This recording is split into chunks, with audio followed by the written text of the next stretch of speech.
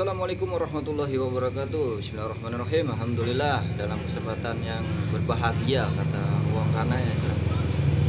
Di malam hari ini saya lagi berada di pinggir jalan lah, jalan di bus lah. Habis netralisir aura-aura yang gaib-gaib. Pengen tahu cara untuk membersihkan aura-aura negatif ataupun membersihkan energi-energi gaib. Waduh, bisa angel.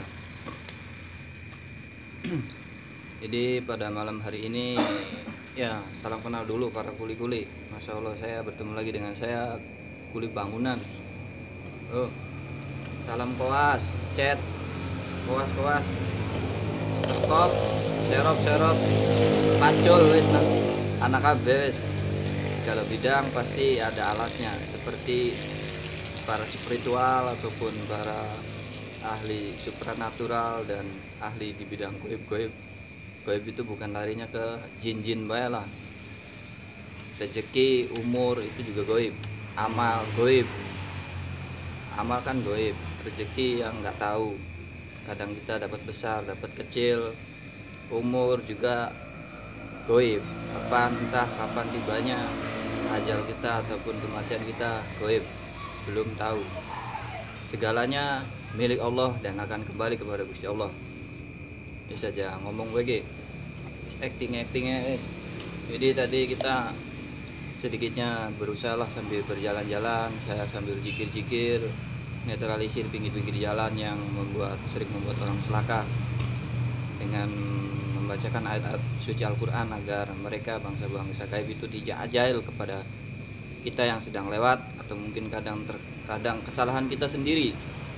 Jadi sebelum kita mau kemana-mana atau berangkat kemana atau pergi kemana, terkadang kita lupa berdoa. Jadi jangan lupa berdoa sebelum kita berangkat kemana ataupun pergi kemana-mana, karena mereka itu terkadang jahil. Mereka bangsa jin, setan belek, ngonon judulnya. Jadi saya bukan pengen pamer ilmu ataupun pengen pamer kehebatan, kesaktian, nggak ada. Saya cuman kuli bangunan, jadi nggak ada kesaktian. Ya paling bisanya macul, ngawas yang ngangkat-ngangkat aduk, mau nah. Kredit. Jadi karena lagi nggak kerja begini, kelantang-kelantung, nggak ada kerjaan, jadi kerjaannya ngarang-ngarang cerita di sini.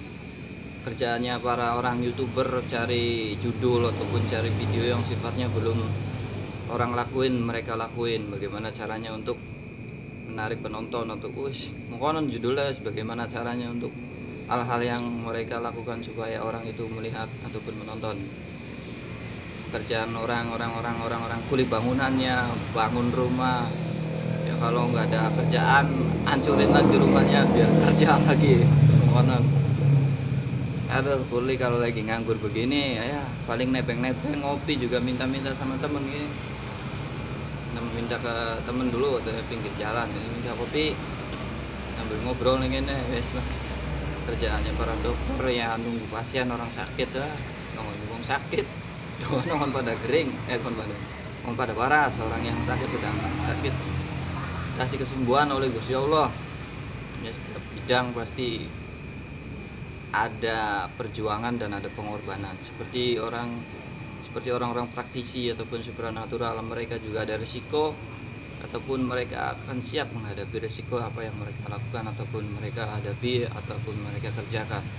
Setiap perjuangan pasti ada pengorbanan dan setiap pekerjaan pasti ada risikonya. Saya juga bukan berarti saya ini melakukan pengobatan ataupun tidak melakukan suatu yang istilahnya berkaitan dengan jin goib.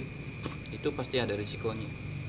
Jadi semua bidang ataupun segala hal pasti ada risikonya. Jadi bukan tidak mempunyai risiko, pasti ada risikonya. Kalau saya ngobatin santet ataupun dan jenis-jenis yang sifatnya buhul, sihir, semacam dan sejenisnya ya. Kalau saya cuma pengen ngasih tahu saja di sini. Kalau pengen pembersihan rumah itu gampang sekali. Gampang, pokoknya setiap orang pasti bisa melakukannya. Cara membersihkan rumah, ini cara membersihkan rumah nih, jangan sampai salah kata dan salah dengar. Cara membersihkan rumah ya, sapu Jadi kalau pengen bersihin rumah pakai sapu dan kain pel, rinso, pembersih lantai. Jadi ya kalau habis disapu kasih pembersih lantai di pel tuh insya Allah bersih. Semua kanan judulnya gue muncrat deh. Saya ingin berbagi kisah ataupun pengalaman cerita. Jadi ini kejadiannya di alam mimpi. Mari aja nuwe. Jadi jangan kita lihat humorisnya ataupun nilai bercanda ataupun lawakannya saja. Jadi kita petik sesuatu yang bermanfaat ataupun yang berfaedah untuk kita pelajari. Karena nasihat itu bisa datang dari alam ataupun dari manusia. Tetapi kadang orang yang hatinya keras itu sulit dinasehati oleh sesama. Terkadang dinasehatinya sama alam. Alam ceger semua nasihat alam apa aja bentuknya itu nasihat buat kita yang mungkin memiliki hati yang keras. Seolah-olah kita merasa benar, merasa pinter, merasa begini, merasa segalanya, padahal wallahu alam bisawab. Karena sehebat apapun, sesakti apapun, itu semuanya akan kembali kepada Allah, karena kita semua milik Allah.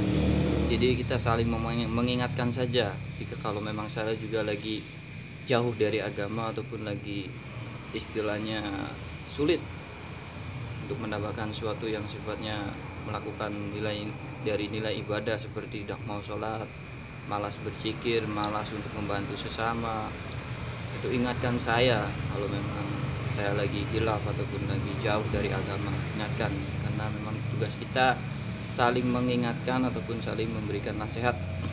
Diterima atau tidak ya terserah, karena kita yang penting kita pelan-pelan memberikan nasihat. Kalau hidayah itu urusan Gusti Allah, hidayah urusan Gusti Allah. Kita kewajiban kita cuma hanya saling mengingatkan. Jangan lupa untuk berbagi kepada sesama, karena berbagi itu tidak dari bentuk nilai harta ataupun uang, bisa dari pikiran, tenaga dan lain sebagainya. Apa yang kita mampu untuk berbuat baik kepada sesama atau saling memberikan manfaat untuk sesama. Semua dan judulnya. Jadi kayak yang sering kita dengarkan atau yang sering kita lihat dan mendengarkan. Jadi katanya kalau ketika tangan kanan memberi, itu tangan kiri jangan sampai kelihatan. Jadi begitu. Bukan saya ini sok-sokan ataupun gimana, saya juga baru bisa ngomongnya aja, baru bisa ngecapraknya baik, prakteknya mah nggak tahu sama. Jadi memang kalau kita masih diberikan kesempatan hidup di atas buminya Allah, gunakanlah ya dengan sebaik-baiknya. Dengan sisa-sisa waktu yang masih ada, gunakanlah untuk selalu memperbanyak zikir, sholawat, istighfar dan lain sebagainya, nilai-nilai yang membuat kita untung di dunia dan akhirat. Jualah diri kita di jalan keridhaan Gusti Allah. Semoga Allah meridhoi apa yang kita lakukan, apa yang ya istilahnya intinya mudah-mudahan Allah menerima amal ibadah kita. Jadi karena manusia di sisi Tuhannya ataupun di mata Tuhan, di mata Gusti Allah itu bukan kesaktian, bukan kekayaan ataupun bukan selain nilai ibadah. Jadi nggak usah kita begini, yang penting kita saling belajar aja, belajar dalam bentuk ibadah itu belajar, karena ya mungkin semuanya butuh proses. Belajar itu proses lah, latihan.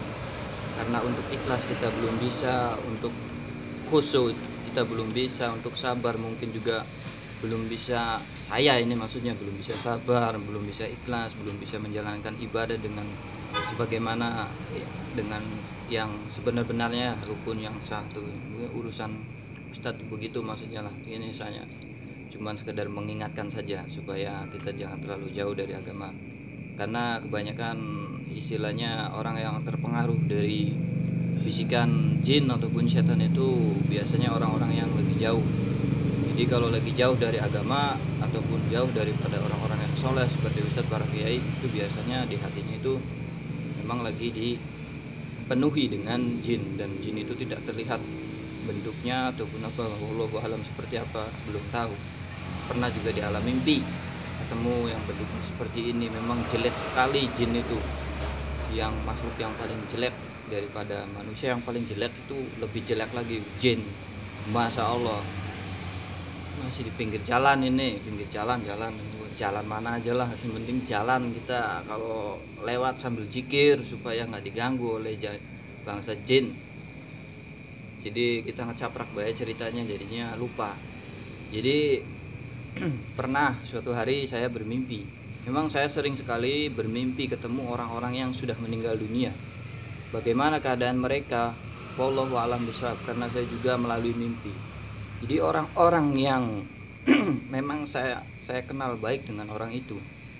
Orang tua lah istilahnya, orangnya bijaksana dan sopan santun tutur bahasanya dan bisa menghargai dari antara istilahnya dari umur yang masih kecil dan sampai dewasa. Beliau itu benar-benar luar biasa istilahnya, sikapnya itu rendah hati dan tidak sombong maksudnya. Jadi selalu menyapa meskipun sayanya tidak melihatnya, tapi dia itu selalu menyapa, kemana aja dia istilahnya silaturahmi ke sana dan kemari, menanamkan kebaikan dan pokoknya dikenal orang baik lah. Dan ketika orang itu meninggal, masya Allah saya memimpikannya, entah itu di alam barzah atau di alam kubur. Ya sebenarnya sih alam kubur itu alam barzah, karena orang di alam kubur itu cuman tempat jasad, beda dengan alam barzah kalau sering kita mendengarkan ceramah ataupun tausiah daripada ustadz dan kiai. Jadi memang betul-betul saya pernah bermimpi ketemu orang-orang yang sudah meninggal dunia.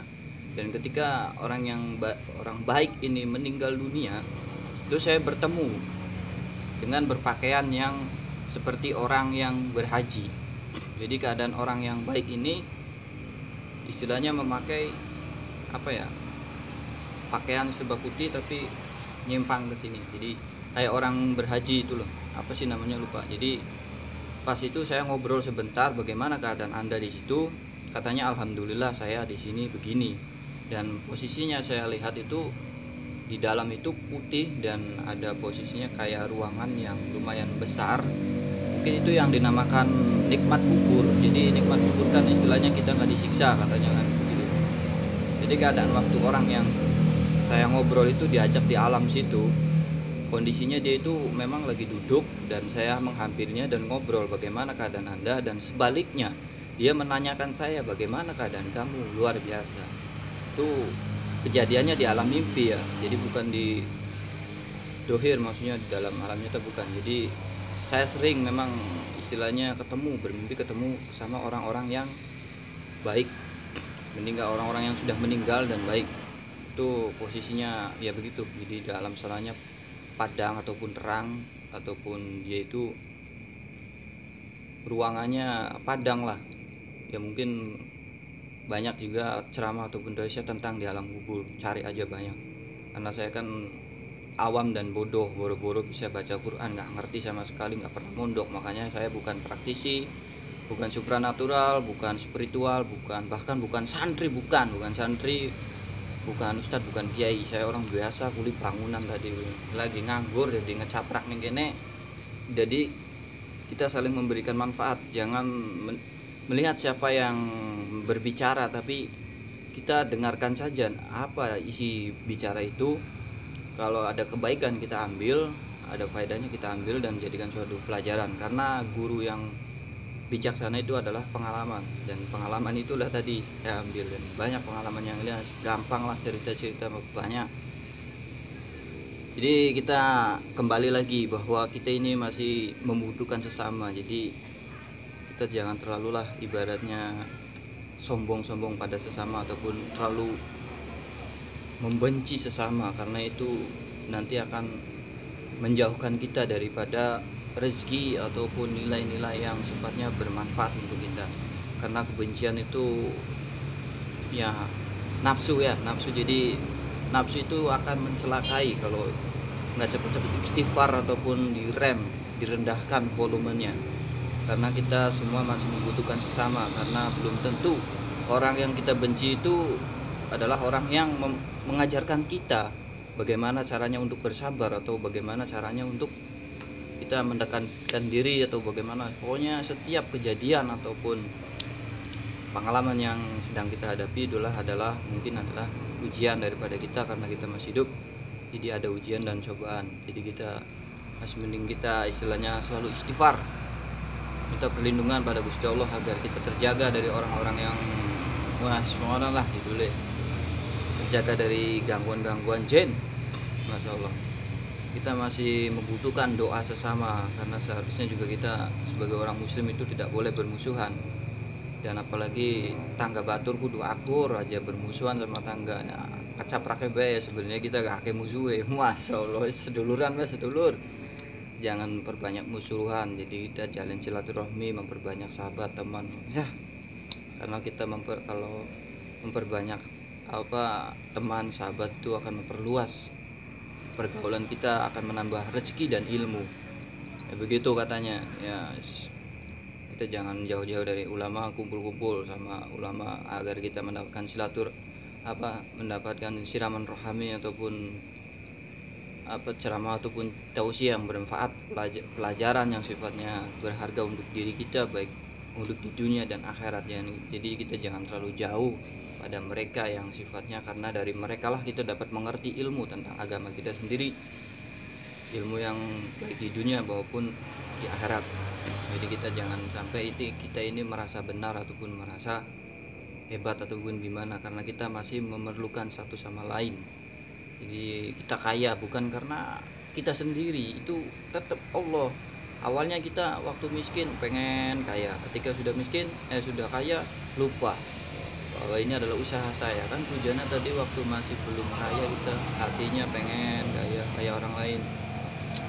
Pas sudah kaya lupa pada sesama, lupa berbagi untuk sesama, karena dalam rezeki kita ataupun harta kita itu ada rezeki orang lain. Jadi jangan lupa di situ, karena Allah bisa saja mencabut harta ataupun kekayaan yang sedang kita nikmati saat ini. Jadi jangan lupa ya, maksudnya Allah bisa saja mencabut apapun yang sedang kita nikmati saat ini. Kayak kita jangan lupa belajar bersyukur, belajar berbagi pada sesama, istighfar, sholawat yang banyak agar hati kita adem. Semua proses tidak perlu langsung kayak mie instan, langsung beli langsung jadi. Proses saya juga hidupnya masih jadi kuli, bukan berarti ditonton di sini jadi orang hebat, bukan. Sama proses macul nyari duit, peras keringat banting tulang buat anak istri ya, memang itu hidup ya semua non. Jadi jangan yang instan. Jikalau umpama misalkan menghitung, jikalau misalnya wes repot sekarang nyata-nyata baik kerja nyata wes. Tapi jangan kebanyakan berharap, kita praktek lah, jangan kebanyakan teori, praktek aja langsung, karena memberikan contoh itu lebih susah daripada mengkasih contoh. Jadi katanya jangan di ini ya, jadi memberikan contoh itu lebih susah daripada mengasih contoh. Kasih contoh tuh begitu-begitu, tapi jadi contoh susah gitu. Apa yang Anda lihat itu belum tentu, apa yang terlihat nyata itu belum tentu benar. Jadi kalau kita mengaji, makanya gimana caranya supaya kita ini bisa istilahnya tidak gampang terjebak ataupun tersesat dalam situasi yang seperti yang keadaan yang kita hadapi begini dan begitu. Itu wallahu a'lam bishawab.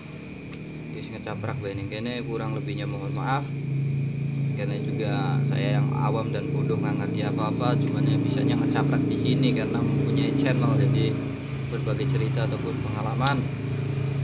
Ingatlah ibadah sesama, ngonan pangapura ge yang segede-gede. Mudah-mudahan pada waras, pada sehat, pada selamat. Kang lagi sakit pada waras ya, mudah-mudahan Allah memberikan kesembuhan. Yang sedang sulit diberikan kemudahan, dimurahkan rezeki, dipanjangkan umur, segalanya dimudahkan. Kita saling mendoakan agar kita tidak tersesat dalam dunia ini, dunia yang sementara. Jadi jangan terlalu mencintai dunia ini, terlalu ya, jangan terlalu. Kalau mencintai nggak apa-apa, tapi jangan terlalu, sedang-sedang baik. Mohon kurang lebihnya mohon maaf yang segede-gedenya. Wassalamualaikum warahmatullahi wabarakatuh. Karo batur ge lagi nyaru kopi.